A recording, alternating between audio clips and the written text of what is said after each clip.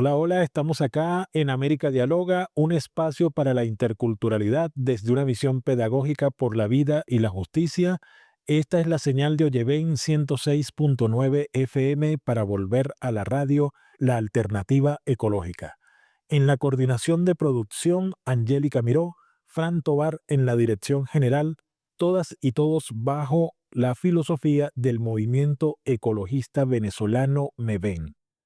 Sigan nuestras redes en Instagram o lleven Piso Radio y en las redes de Segundo Paso para Nuestra América, ladanta.tv en todas las plataformas.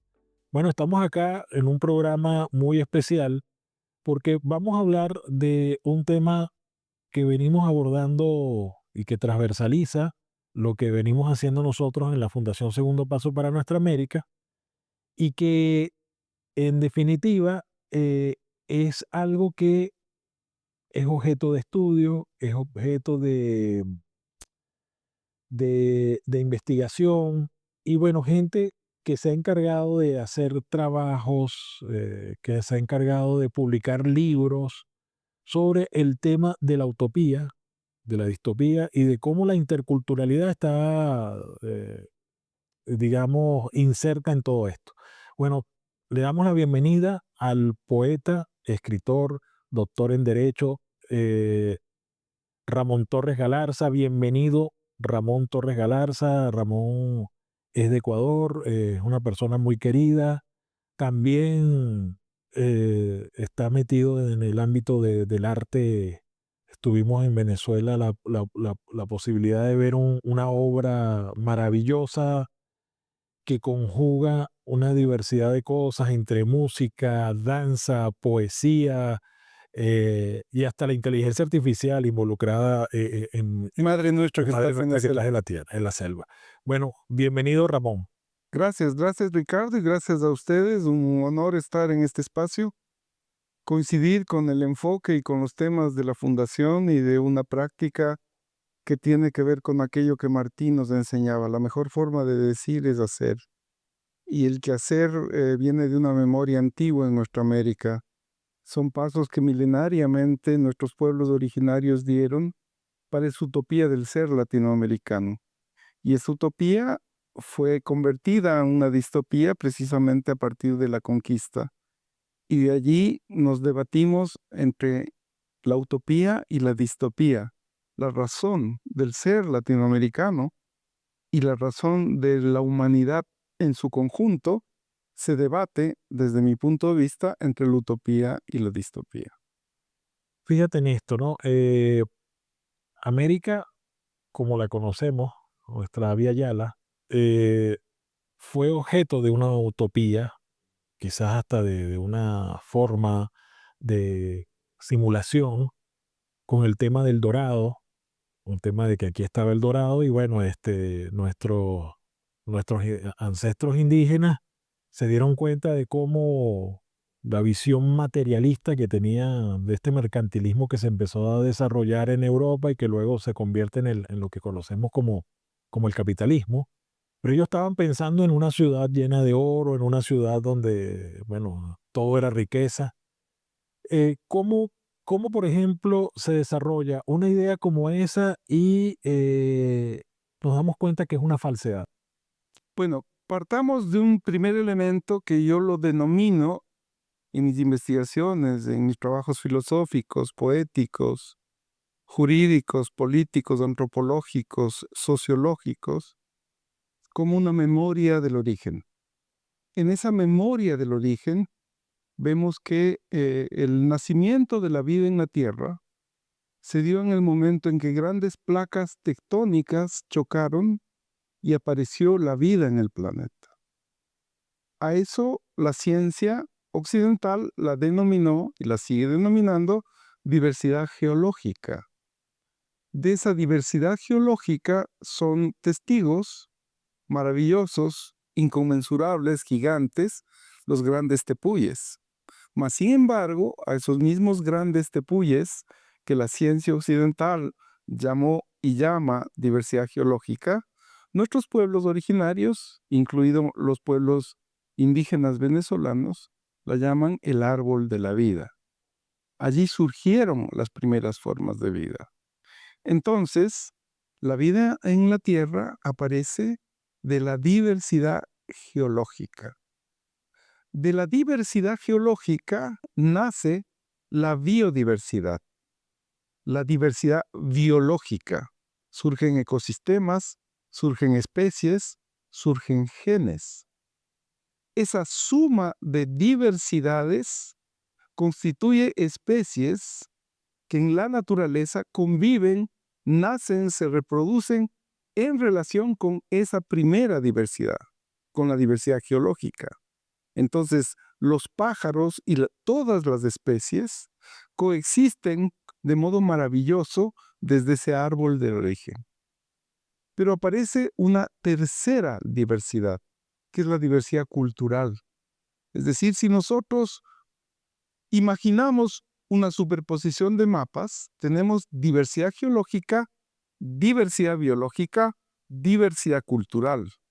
En esa forma de diversidad cultural, en ese contenido de diversidad cultural, surgen las lenguas, surgen los pueblos, surgen los territorios, surge la cosmovisión, surge la filosofía, surge la ciencia, surge la innovación, surge la tecnología, surgen los saberes, surgen las costumbres, surge una cosmovisión que tiene que ver con la suma de diversidades.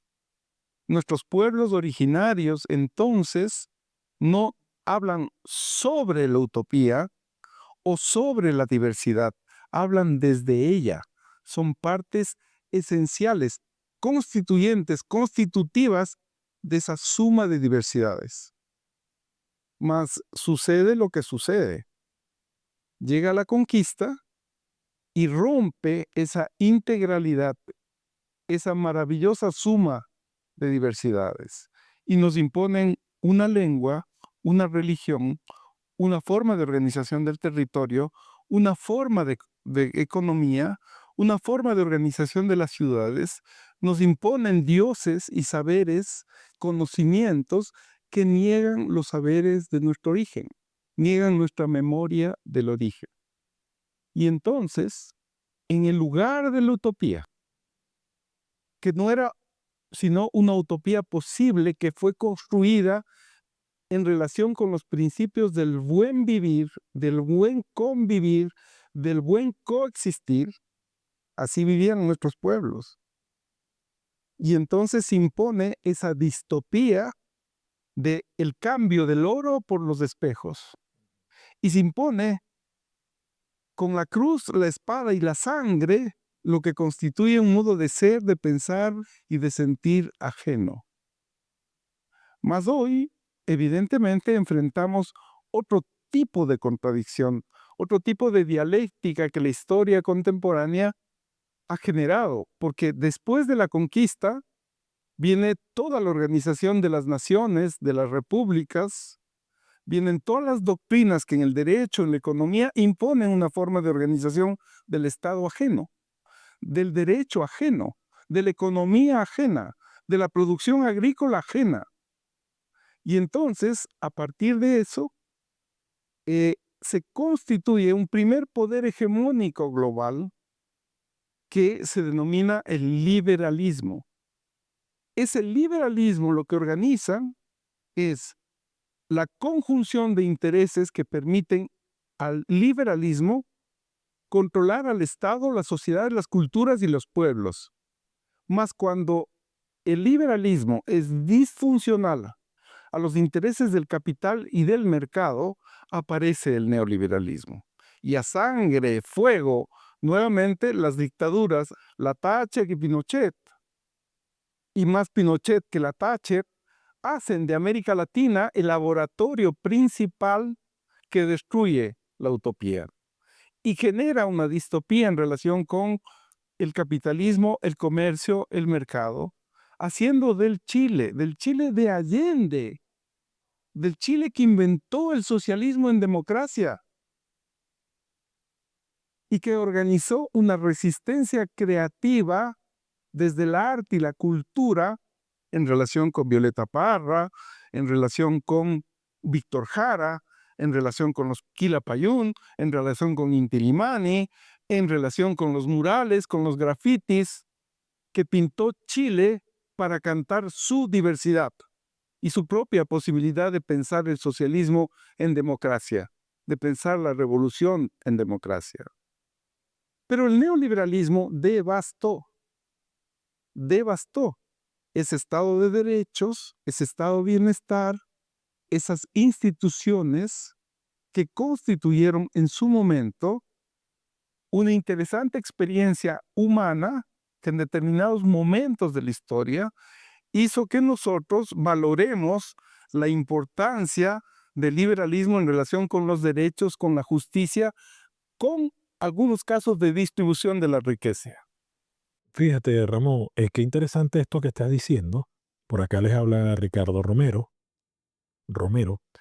Eh, Hay una construcción de la utopía de lo que podemos considerar la modernidad, ¿no? Antes de eso, la utopía no era no era una utopía, la vivíamos, se vivía, era una realidad. Entonces se vivía esa realidad y luego pasamos a otro tipo de construcción.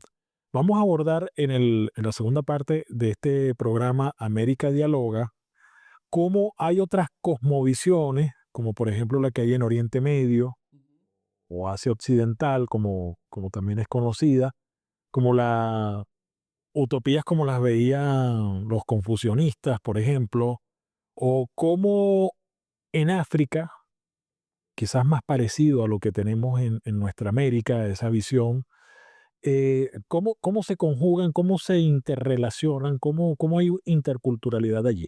Bueno, estamos de regreso acá en la señal de Oyeven 106.9 FM para volver a la radio, la alternativa ecológica.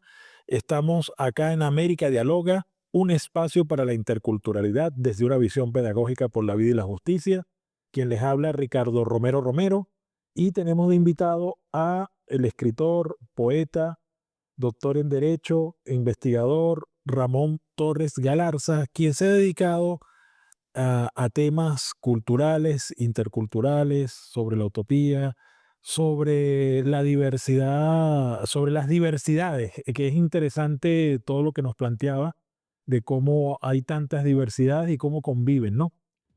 Habíamos dejado en el segmento anterior pendientes cómo otras cosmovisiones, algunas originarias, otras más desarrolladas, ya desde otras civilizaciones que no son necesariamente pueblos originarios.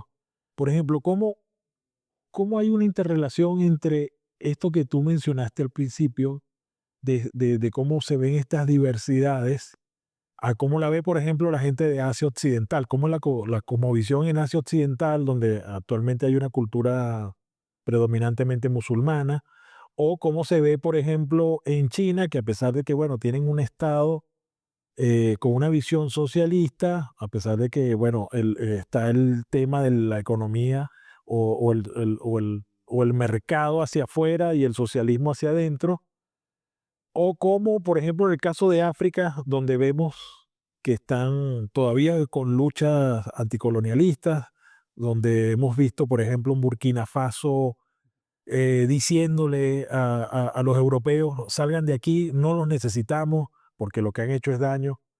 ¿Cómo se conjuga todo eso? Em, Ricardo, tú mencionaste Madre Nuestra que estás en la selva. Esa es una poesía que yo la trabajé durante algunos años en los 9 países de la cuenca amazónica: Guyana, Guyana, Surinam, Perú, Colombia, Venezuela, Brasil, Bolivia y Ecuador. Ese libro lo trabajé con organizaciones indígenas de esos 9 países y lo trabajé en 2 aspectos fundamentales de lo que va a tu pregunta. El uno, el mito, es decir, el conocimiento indígena para vivir en la selva, y 2, la espiritualidad de los pueblos indígenas para vivir en ella. Ese libro fue traducido al quichua, al aymara y al pemón, y el año anterior fue traducido al quiché, al cachiquel y al mam, principales lenguas mayas. Lo sorprendente para mí, que era un descubrimiento tardío desde mi ignorancia, era que muchos aspectos fundamentales de la cosmovisión maya se repiten casi exactamente en relación con la andino-amazónica y esencialmente con la espiritualidad. Es decir, la forma de organizar la producción, el culto, el cuidado, la tierra, la fecundidad, la forma de orar a los dioses, en plural, que tienen nuestros pueblos originarios, se repiten de un modo exacto. La alineación de un templo maya, de un templo inca, en relación con el cosmos, es absoluta. La relación que existe un templo en relación con las fuentes de agua es total.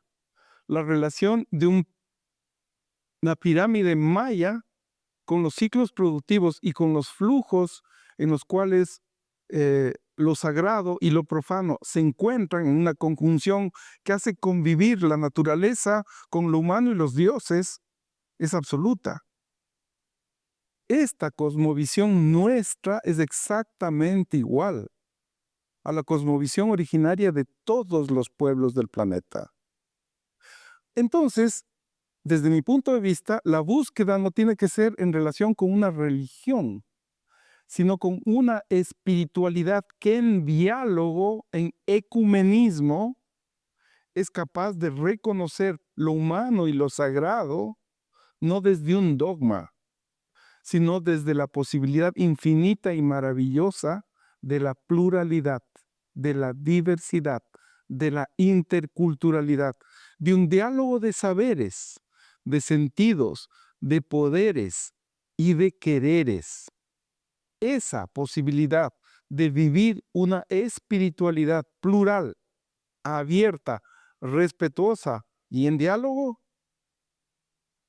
tiene que ver fundamentalmente con la defensa de la vida y de todas las vidas, la vida humana y la vida de todas las vidas.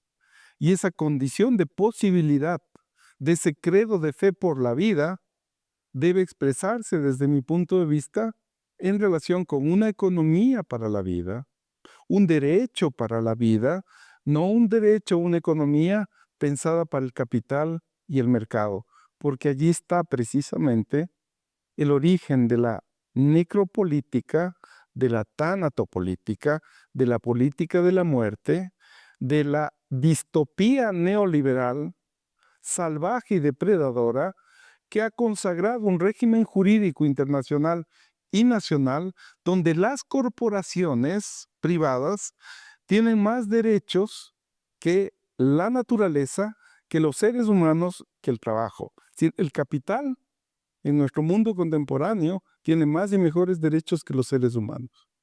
Bueno, fíjate esto, Ramón, y comparto mucho de lo que dices, sobre todo cuando estamos viendo un genocidio en tiempo real, estamos viendo cómo atacan a un pueblo como Yemen, quizás el pueblo más pobre que tiene, o empobrecido, porque no es un pueblo pobre realmente, es empobrecido por todo lo que Occidente ha hecho en sus arremetidas contra Yemen y contra el Líbano, y vemos cómo pareciera que no pasa nada. Es decir, hay un genocidio, están matando a la gente, matan mujeres, matan niños, el ejército sionista dispara a los vientres de las madres palestinas, y bueno, ahí vemos claramente lo que tú dices. Y por otro lado, hay un magnate inmobiliario al frente de la nación, en el sentido bélico más poderosa del planeta, diciendo que va a agarrar la Franja de Gaza para convertirla en un complejo turístico y de desarrollo inmobiliario, ¿no?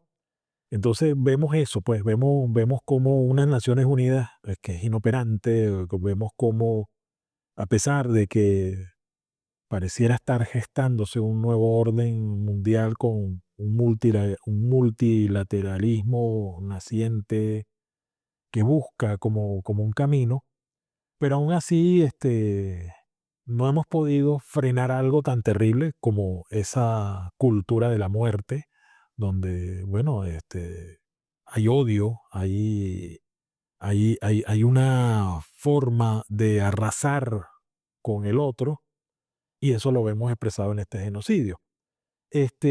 Fíjate, hablando nuevamente del tema de la diversidad cultural, de la interculturalidad y de esa cosmovisión que tú dices que es originaria de todos los pueblos. Y bueno, tiene una lógica, ¿no? Cuando hablamos, esa lógica está vinculada al hecho de la aparición de nuestra forma de vida en el planeta y que todos los que en ese momento se encontraban en esta forma naciente de diversidad biológica, se enfrentaban a los mismos fenómenos, ¿no? Claro, con Es sí, en las mismas condiciones, exacto, porque no había Estado, no había un ni política privilegios, de privilegio, exacto, o sea, teníamos que estar todos dentro de las leyes naturales. Eso me recuerda un poco a aquella película El abrazo de la serpiente, ¿no? Donde, bueno, estamos todos en esa igualdad, a pesar de la diversidad. Ahora, ¿piensas que esta visión occidental, que secuestró la utopía que se vivía, que era real, a una utopía, digamos, que está marcada de simulaciones? ¿Qué nos dices al respecto de esas formas de utopía que nos plantea el mercado? bueno, son otras formas de utopía impuestas desde la distopía del capital, del comercio y del mercado. Hoy vivimos un régimen de un totalitarismo, de una dictadura digital. Vivimos la guerra digital. Y la guerra digital lo que hace y lo que ha logrado es internalizar, naturalizar los imaginarios de la violencia, de la muerte, de la desigualdad, del exterminio, como hechos cotidianos que ya no nos asombran. Esa característica tiene que ver con que los seres humanos ahora, ¿sí? En su gran mayoría planetaria, consumen y luego existen. Se exhiben y luego existen.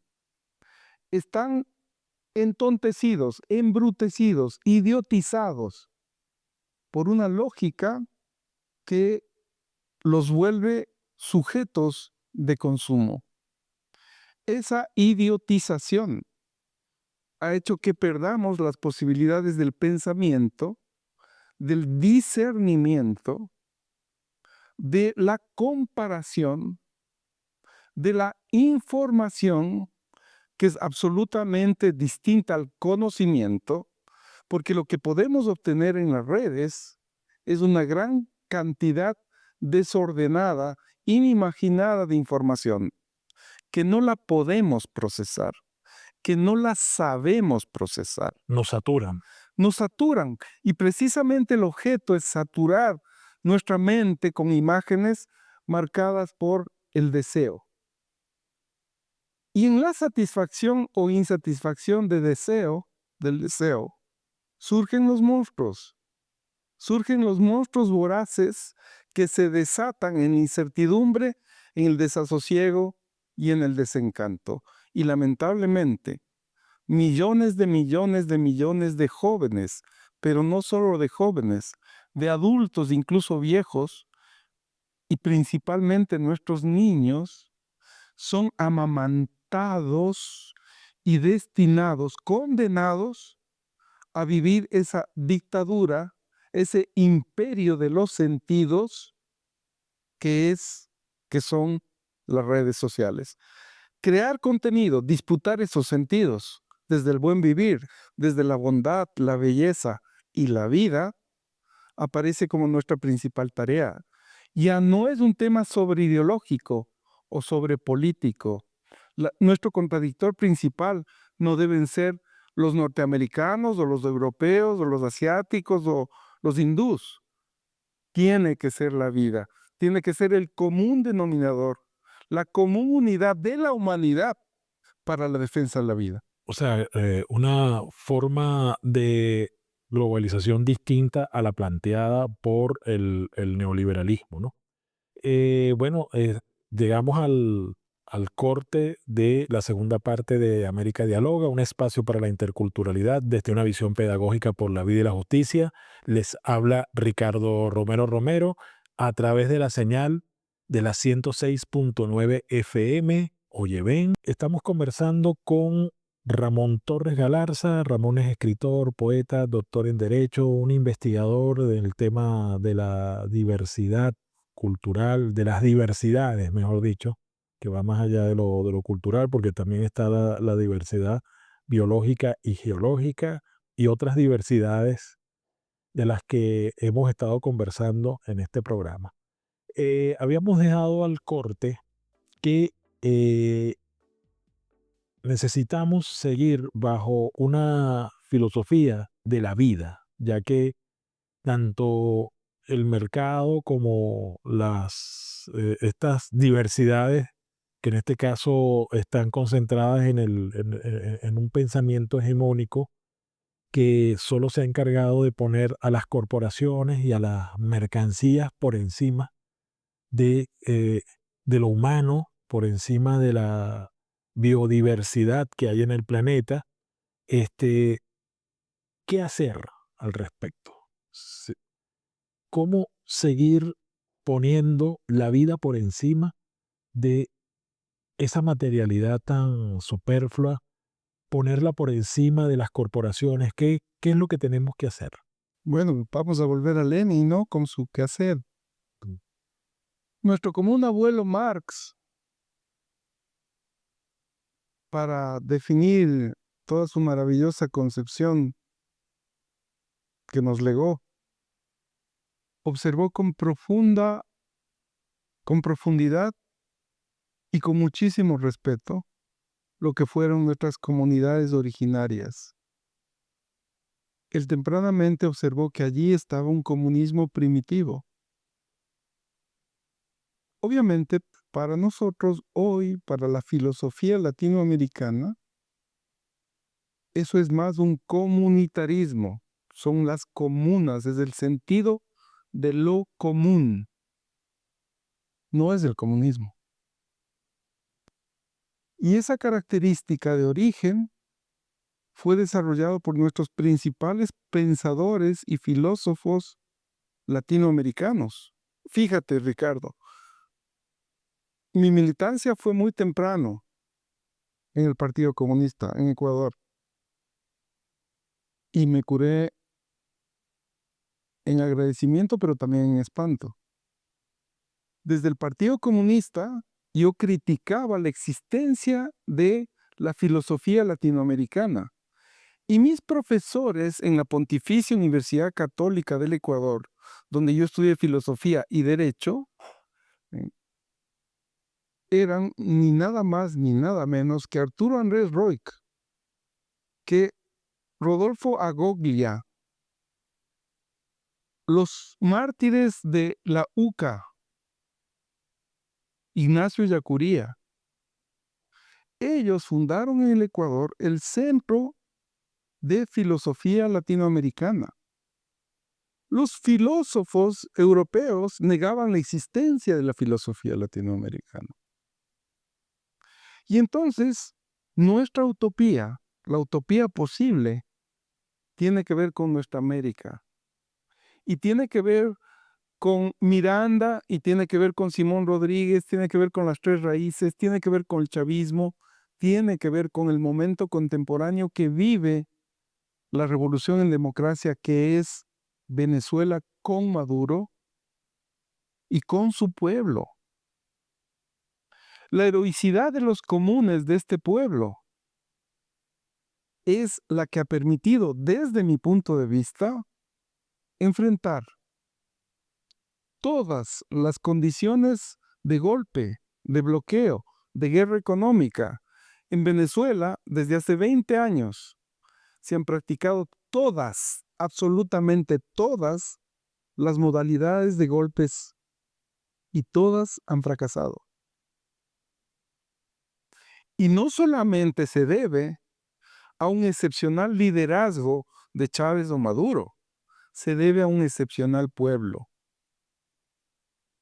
Y ese pueblo ha sabido resistir al capitalismo, al liberalismo, al neoliberalismo, al imperialismo, desde la cultura del ser venezolano, desde la cultura del ser latinoamericano. Porque tenemos una forma de mirarnos, tenemos una forma de abrazarnos, tenemos una forma de entreayudarnos, tenemos una forma del cuidado, de la protección, del cariño, de la amistad. ¿Acaso alguien podrá negar eso? ¿Acaso alguien podrá negar que los migrantes, hermanos queridísimos venezolanos, que tienen que salir y abandonar Venezuela, no regresan siempre cargados su mochila, no solamente de divisas, sino de necesidad de madre, de abuela, de tía, de sobrina, de hijo, de playa, de mar, de mango, de manga? Y entonces la única posibilidad que nos queda y nos sigue quedando es resistir creativamente al capital y al capitalismo contemporáneo, a la guerra desde la vida, desde el modo de ser venezolano, desde el modo de ser latinoamericano. Eh, Eso que estás diciendo de resistir y que en Y definitiva crear. y crear exactamente.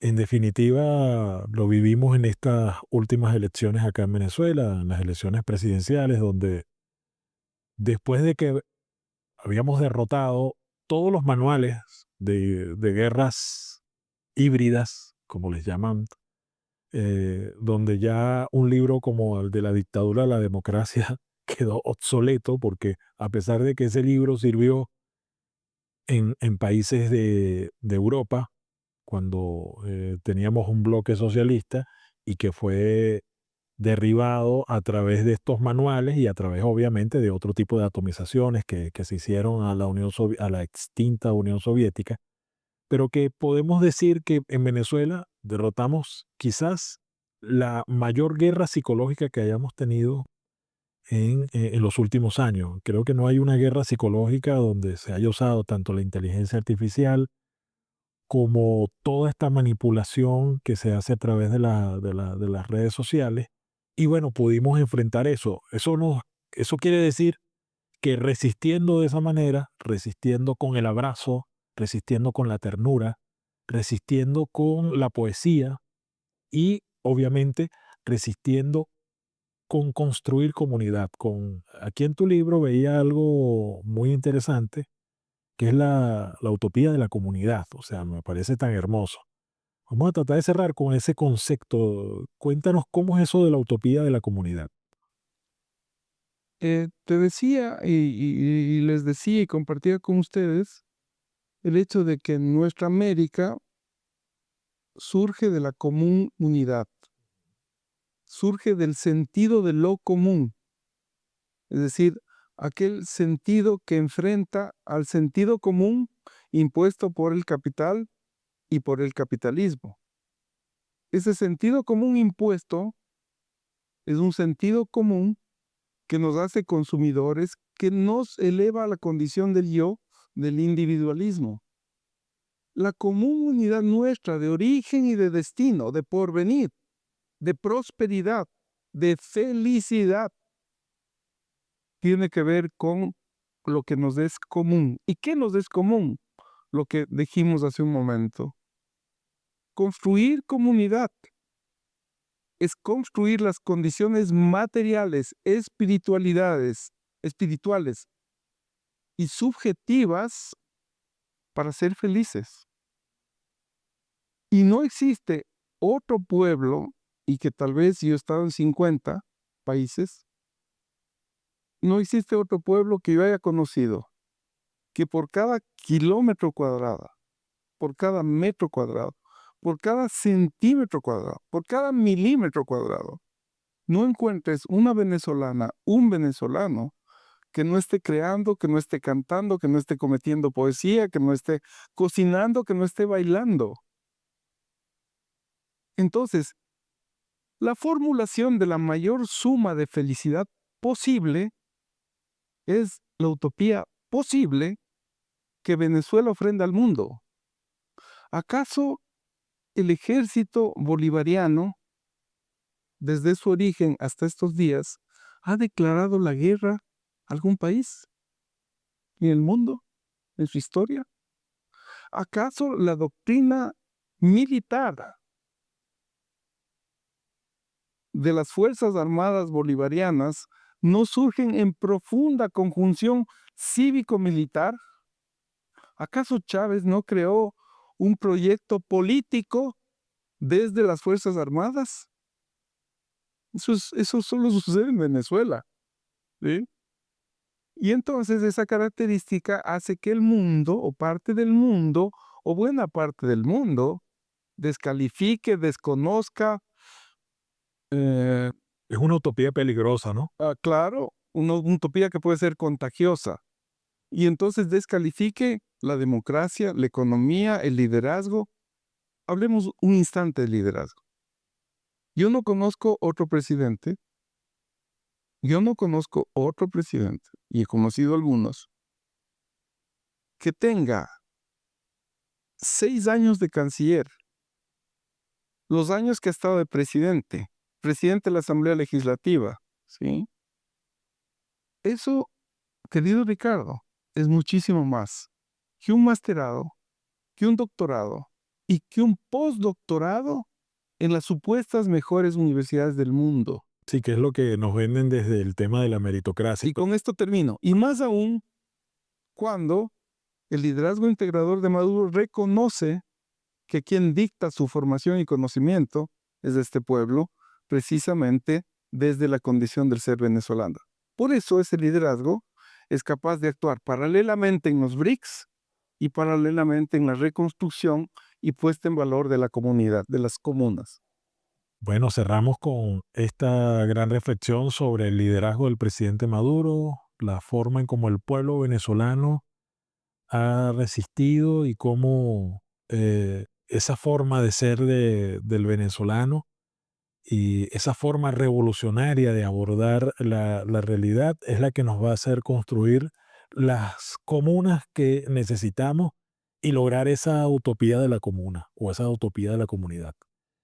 Hemos llegado al final de América Dialoga, un espacio para la interculturalidad desde una visión pedagógica por la vida y la justicia. Esta es la señal de Oyeven 106.9 FM para volver a la radio, la alternativa ecológica. En la coordinación de producción, Angélica Miró, Fran Tovar en la dirección general, todas y todos bajo la filosofía del movimiento ecologista venezolano Me Ven. Nuestras redes en Instagram, Oyeven Piso Radio, y las redes de la Fundación Segundo Paso para Nuestra América sería ladanta.tv en todas las plataformas. Se despide Ramón Medero, se despide Ricardo Romero Romero, nuestro invitado Ramón Torres Galarza. Hasta pronto.